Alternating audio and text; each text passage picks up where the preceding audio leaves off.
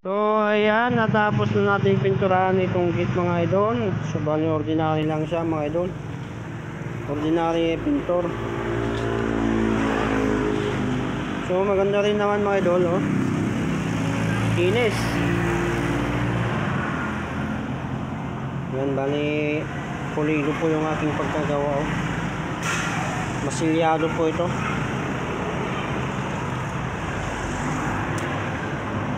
Kasi pag hindi mo minasilyan itong tubular mga idol, papasukin din ng tubig, doon na mag-umpisang kakalawangin mga idol sa loob. Kaya mas labis na masiyahan.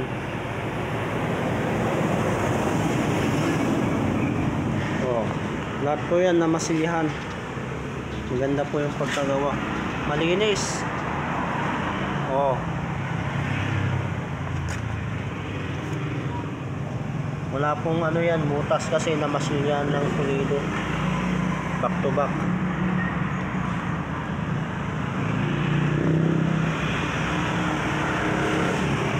Ayan, bali next week kakabit namin to.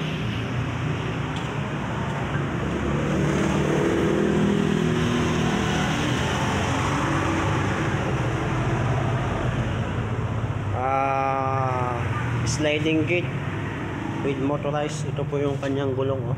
Nung nakarang pinakita ko, ayan, oh.